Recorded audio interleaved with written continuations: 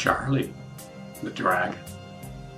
Charlie came in contact with the dragons here 5,000 years later.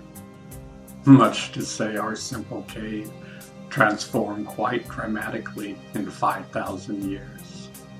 Our simple cave was a vast underground city where around 2 million people were living here.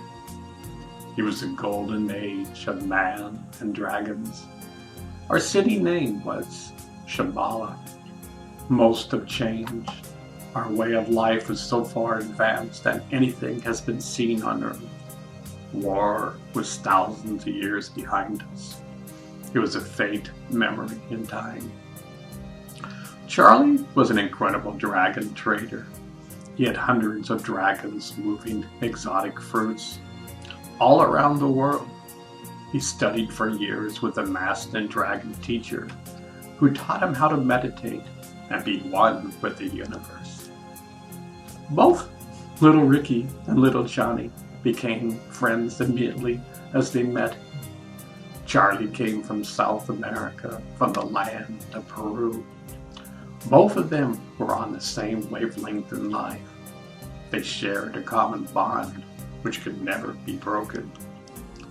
Charlie was trading the following fruits: chirimoya, mangoes, pitahaya, dragon fruit, guava, and papaya. Both little Johnny and little Ricky never tasted anything so delicious. It became an instant hit in Shambhala. Everyone was talking about it. Charlie and the twin dragons loved to fly together and meditate. Charlie knew how to fly like he was on a super roller coaster. He knew how to use G-forces to do incredible maneuvers like upside-down loops you see in roller coasters today. He had a Latin flair to him. Charlie came and traded with us about 2 times a year. He had busy trade routes he established. Charlie started the Silk Road trade route years ago, and by chance discovered a conversation about the hidden city of Shambhala. Most in China and Tibet hear about our hidden city, but thought it was a myth. Charlie loved adventure. He wasn't only a business dragon, he was incredible with the arts and music. He told me one adventure that left my brother and I quite mesmerized. You see, in Peru, youngsters, humans, love to ride the ocean waves, much like dragons fly in the sky. He discovered a place in Chacama, a small, sleeping fishing village. Here, along the beach, was a vast point where you could see 10 waves breaking in the distance. The waves would follow the coastline for a mile. It was the longest wave in the world.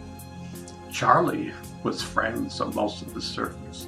They were the farmers that grew the exotic fruit.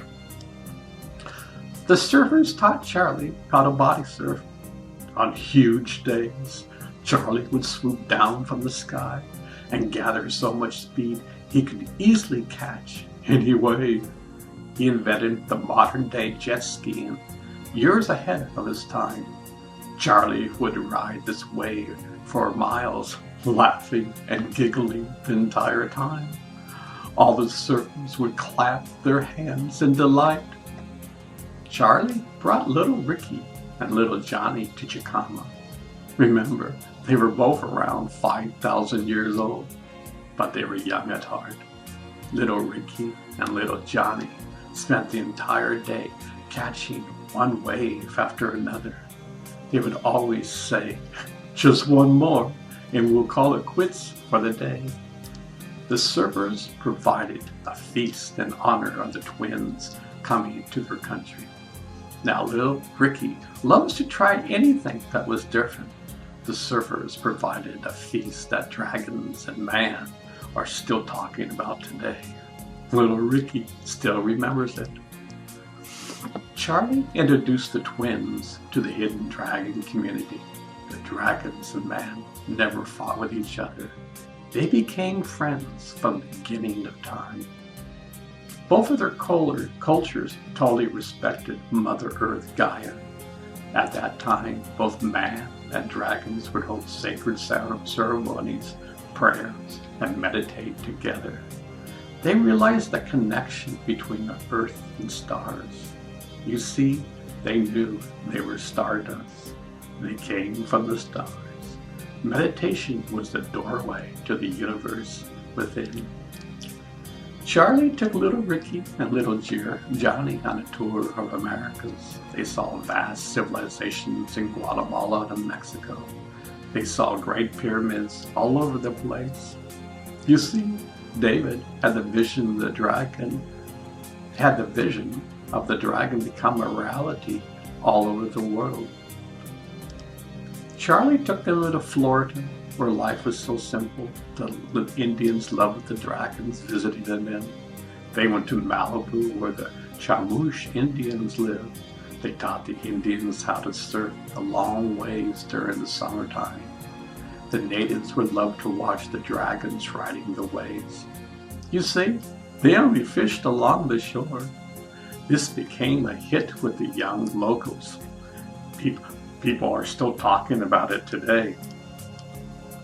At some point in time, Charlie moved to Canada, a city called Toronto. He settled down, married, and had children. Everyone loved Charlie. He gave life to the party. He loved his children and wife. Of course, he had many friends.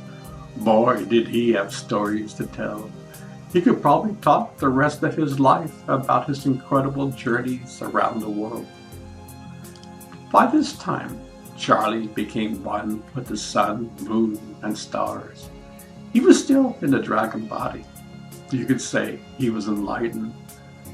He discovered his true nature. You see, there's a point where you simply shine. Charlie just smiled and shined like the sun.